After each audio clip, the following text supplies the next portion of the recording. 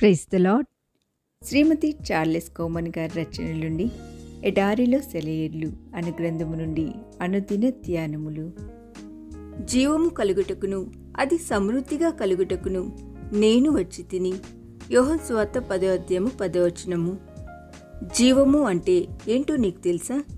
విశ్వాసము, నిరీక్షణ, ప్రేమ కలిగి ఉండటమే. జీవనదిని గురించి తన దర్శనంలో యేస్కేలు ఈ వాస్తవాన్ని బాగా అర్థం చేసుకున్నాడు. మొదట చీలమండ లోతు, తర్వాత మోకాళ్ల లోతు, ఆ తర్వాత మొల లోతు, చివరిగా ఈదవలసినంత లోతు. ఇదే జీవము అంటే. జీవమంటే శక్తి, జీవమంటే ప్రతిభ, జీవమంటే సామర్థ్యం. అన్నిటికీ మించి జీవమంటే నువ్వే మాత్రం మార్చలేని, దేవుడు మాత్రమే మార్చగలిగే పరిస్థితుల్ని నువ్వు అంగీకరించడం.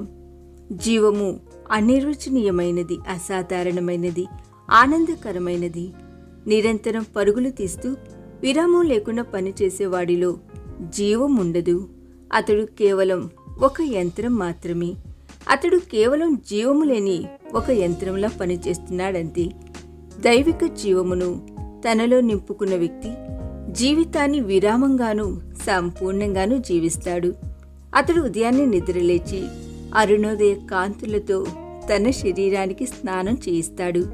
శ్రావ్యంగా వినిపించే పక్షుల కిలకిల రావాలకు మైమరిచిపోతాడు. సెలయేళ్ల గలగలకు తన్మయత్వం చెందుతాడు. మధురమైన కోకిల కుహకుహ గానాలతో గొంతు కలుపుతాడు. అప్పుడప్పుడే వినబూస్తున్న అందమైన పుష్పాల సౌందర్యాలను సున్నితంగా స్పర్శిస్తాడు. శరీరాన్ని గిలిగింతలు పెడుతూ చల్లగా వీచే పిల్లగాలుల స్పర్శకు పులకరించిపోతాడు. శ్రావ్యమైన ప్రకృతి సంగీత సునాదాలను ఆలకించి పరవశించిపోతాడు. సృష్టంతా దేవుని సంగీత సునాదాలతో నిండి ఉంది.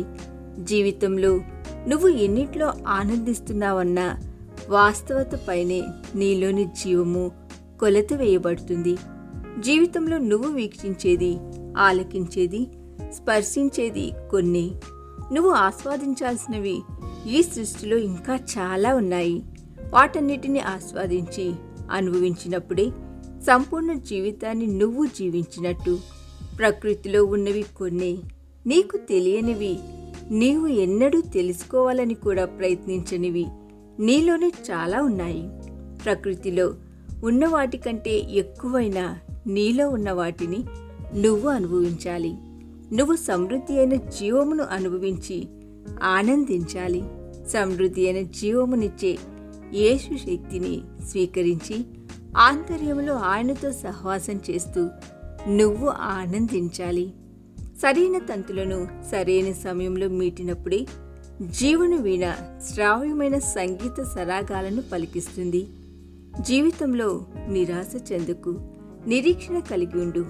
గాఢాంధకారపు రాత్రిలో గొంతెత్తి పాటలు పాడు. నిశ్శబ్ద నిశీదిలో అరుణ కిరణాల కోసం ఎదురు చూడు. చెలరేగే తుఫానులో సూర్యకాంతుల కోసం వేచి చూడు. కుండపోత వర్షాన్ని చూసి కృంగిపోతూ కూర్చోకు. వాన కడిగిన ప్రకృతి అందాల్ని వీక్షించేందుకు సిద్ధపడు. వినీలాకాశం కనువిందు చేసేందుకు ముస్తాబవుతుంది చూడు. సముద్రమంత ఆనందం నీకోసం సిద్ధమవుతుంది చూడు. ఈ దిన ధ్యానము మనందరి ఆత్మీయ జీవితమునకు ఆశీర్వాదకరముగా ఉండురేగాక. ఆమేన్.